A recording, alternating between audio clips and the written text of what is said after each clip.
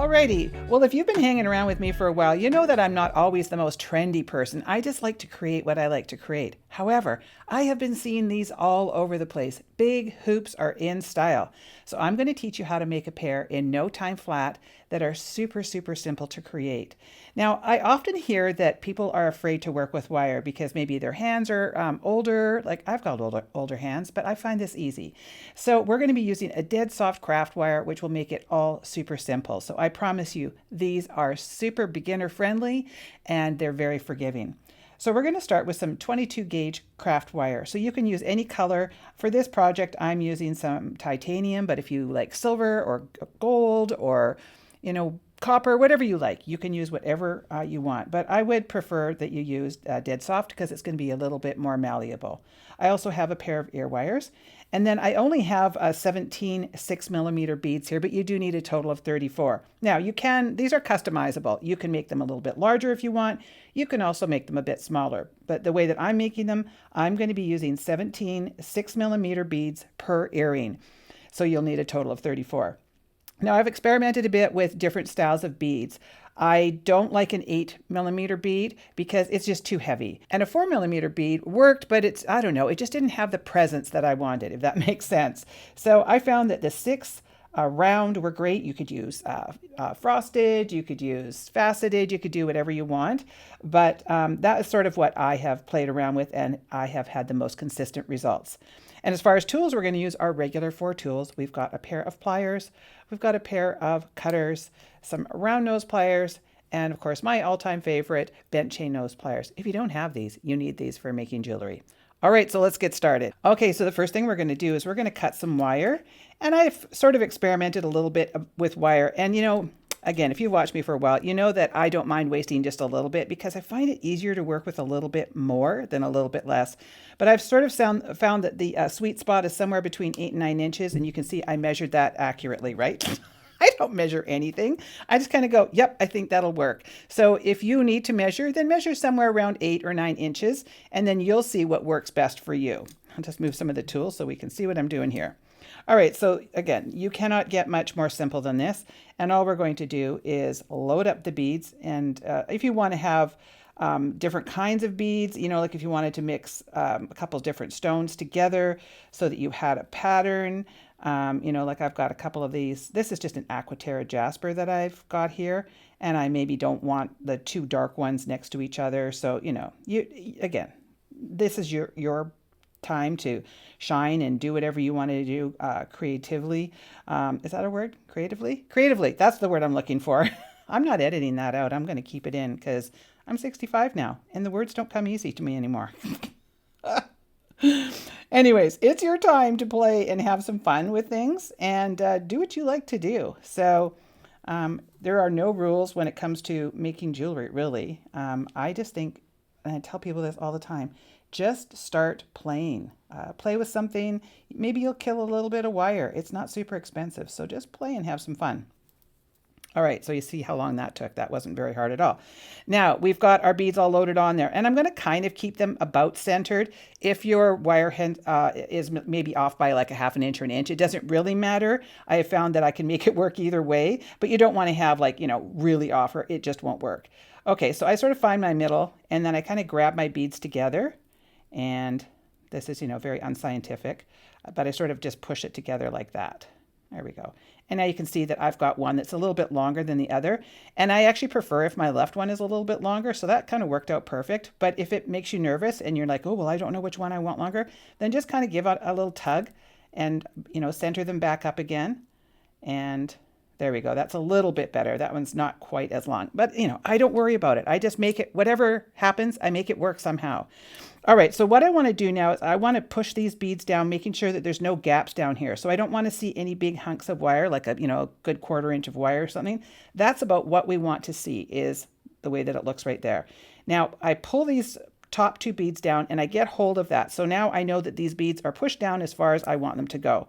And then I'm going to take my pliers and I just give it a squish about, I don't know, what is that? Not even a 1/4 inch from the bead. I don't want to do that next to the bead because I could crack a bead.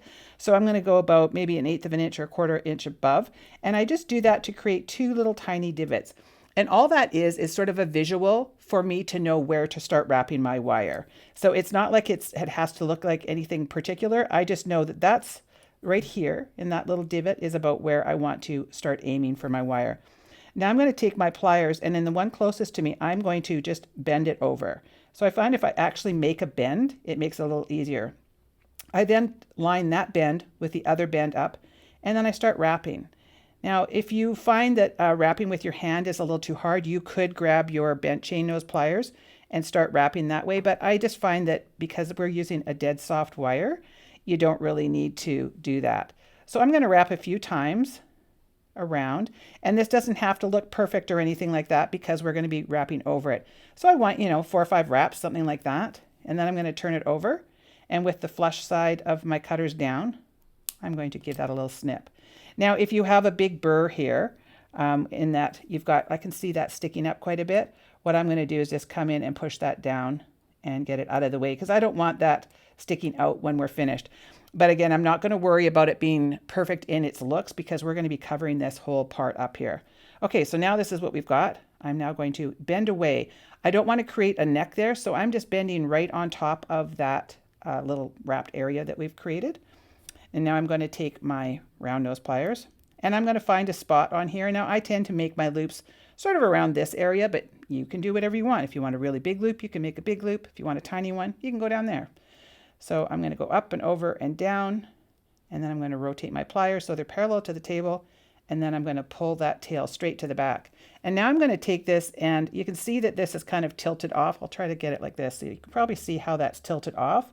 So what I do is I take my hand and I rotate it right until about there, until that loop is now sitting directly on top of that wire. Now I'm going to take my pliers and place them right over top of that loop, and that gives us something good to hold on to, gives you a lot of grip. And now we're just going to wrap.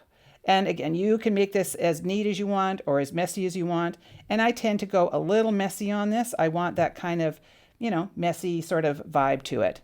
Okay, so now I'm going to come back in with my flush cutters, give that a little trim.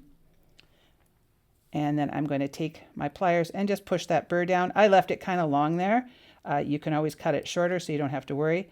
And if you can't get it down, just go in and trim it up a little bit. But that is going to be the back part of my earring anyway. So let's say you finish off and it looks like that. We don't want it to be like that. So now you're going to take your pliers, your round nose pliers, and put it in the loop and try and straighten it out, or take your pliers and kind of move things around a little bit. We're going to want to make sure that everything is nice and centered and kind of, stacked where we want it to be. So make sure that you do that. So now I'm going to take my ear wire and I'm going to open it up, and then I just want that part to be my back because it doesn't look as nice as the front. And I'm going to do this up.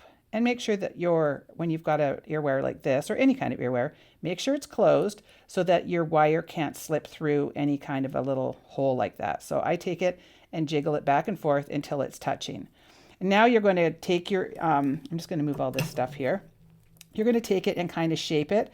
Like that's not a bad oval. It's not too bad, but you can kind of shape it a little bit. If you want it more like a teardrop, this is kind of your time to do that. So I'm just going to clear this off, and then I will show you a completed pair. All right, so you can see I've got 2 different kinds of earrings here. I've got my Aquaterra Jasper, and this is our Mala wood. So what I like to do when I get them done is kind of put them next to each other and see that they're kind of, not identical, because you're never going to get anything identical, but I sort of make them look like they're supposed to be a pair. So you might have to wiggle things around a little bit and kind of maneuver it, but that's the nice part about using that dead soft wire. So now this is the Aquaterra Jasper in 6mm that I used, and this is our 6mm Mala wood, but you can see there's a vast difference between the sizes, and that's because not all 6mm are going to be the same. These are made in China, and these are made over in India. So depending on who's manufacturing and what the product is, things are going to look different. So if you want something a little bit smaller and super lightweight, you can use our Mala wood, and I'll make sure to link these 2 particular strands in the description box below, and the ear wires and the wire and all that kind of stuff, because this is not going to be a kit. You can just kind of use whatever you've got, or you can look through our humongous selection of beads that we've got. So in the Aquaterra Jasper, they're not heavy at all, because I do not like heavy earrings, but I don't find these heavy at all. So I hope this gave you just kind of a quick little inspiration on a pair of earrings that you can whip up, probably from your stash if you are a bead hoarder like most of us. Super fun to make, very on trend. Every craft fair I went to this Christmas season had something that looked a bit like this. They make a great girlfriend gift, something that you can craft with your daughters or your friends or whatever. I just think that they're adorable, and I can see me wearing these, especially these wood ones, because that's kind of my boho thing. I could see me wearing these on repeat. So I hope you enjoyed this video. It's just a real quick and easy one, but I thought let's just do a super fun, easy project. If you did like this video, please make sure to give me a thumbs up. Leave me a comment and tell me, are you going to give this a try? Because I really hope that you do. And if you have not subscribed to my channel, please make sure that you do so. I'm going to try really hard in 2025 to do more videos because I feel like I've got sort of some creativity back. So thanks again for sticking around and for watching all my videos. I appreciate all the love and support that I get all the time. So we will see you on the next one.